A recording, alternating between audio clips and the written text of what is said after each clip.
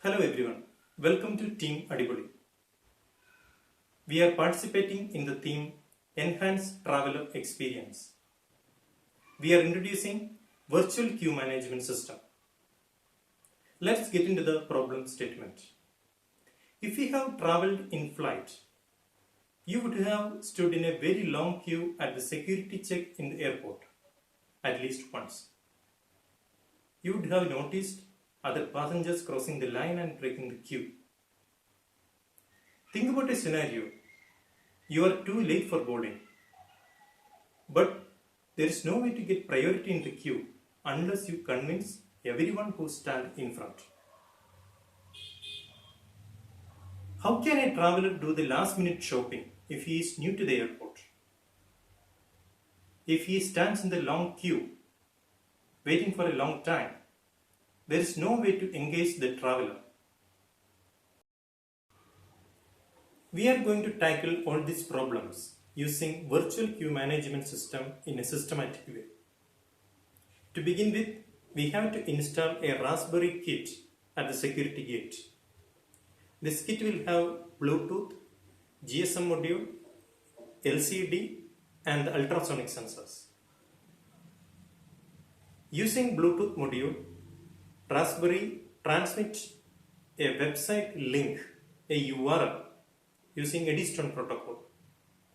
Thanks to this protocol, the mobile phones can detect this URL and display in the notification tray without any app installed.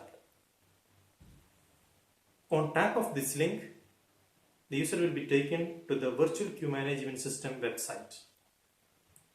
There he has to register in the queue by entering the PNR and the name details. The application collects this information and creates the token number, his position in the queue and the average time he has to wait and send these details to the website. Meanwhile, it also makes a call to the Sabre API to get the PNR details, which will have passenger and the flight information, based on which it creates a personalized and dynamic advertisement and sent to the website. So the first problem is already tackled. The traveler doesn't have to stand in the queue. Instead, he is registered in the virtual queue. Now, when he waits in the queue, the website keeps him engaged with his ads. But not only ad, the application can also send the information about the airport shop locations and the security guidelines, etc. That keeps him engaged. And the application, since it has got the PNR details, it can reprioritize his position in the rank, in the queue. So if he is too late for boarding, the application will reprioritize and keeps him in the front. Now, when he finishes the queue, the application will display the gate details and the boarding information. There can be some odd situations when a traveler without mobile phones reaches the security gate. This can be handled using a small printer attached to this Raspberry kit and entering the information through a keyboard creates a slip with the token number and the approximate time. So using which the passenger can track his position in the queue, because the token number will be displayed in the LCD and the security gate. So this is how virtual queue management system resolves the problem and makes the traveler's experience hassle-free in the airport. In the technology stack, we have used JavaScript and Python as languages. As runtime, Node.js is used. The different protocols used are HTTP, WebSocket, and Eddystone. Eddystone is a protocol from Google which helps to transmit Bluetooth in the URL format. I have also used Google Cloud Messaging for sending notifications in the browser and Firebase is acting as the backend data storage. Welcome to demo time. You are seeing a Raspberry Pi and a Bluetooth module has attached to that. I have connected this Raspberry Pi to my computer where I am running a Node.js program which transmits a URL vqms.herokuapp.com. This particular URL is transmitting based on Eddystone protocol. So your smartphone doesn't require any app. By default in Android, you can find this URL in the notification tray. Similarly in iOS, if the Chrome widget is enabled, you can find that. Tap on this link will take you to the registration page of VQMS where you have to enter your PNR details to register yourself in the queue. On tap of this link, you will be taken to the home page where you can find the token number, your rank in the queue and the approximate time left.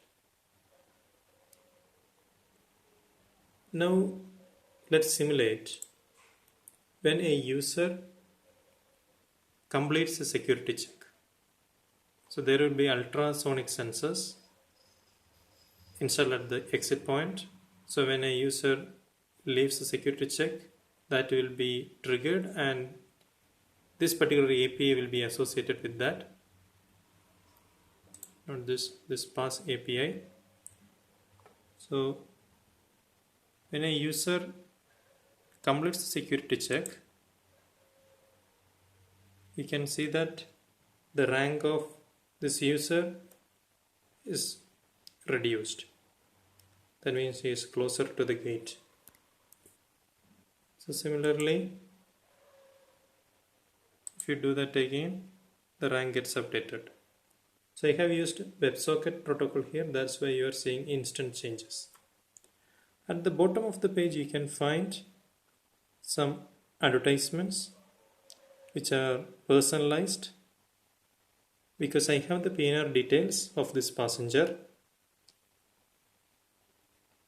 I have a child in this packs list, that's why the system is sending ads related to babies. Now if I continue, if I keep on making call to this API, when a user exits the security, completes the security check, you can see his rank gets modified, gets updated. Now think about a scenario where user has closed the mobile browser. But in that case, he will not get the update using WebSocket protocol. So there I have integrated Google Cloud messaging to notify the user when his rank falls in the range of 1 to 3. So I am making one more pass API. That means one more user has completed the security check. Now this phone should get a notification saying that yes, you have received a notification, time to move.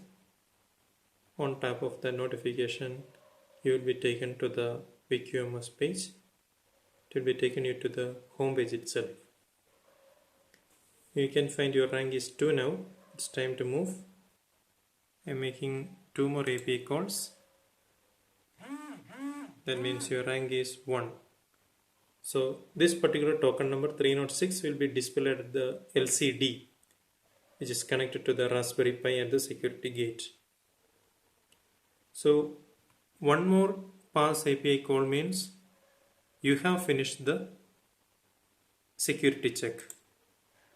So there is no more token number or rank displayed.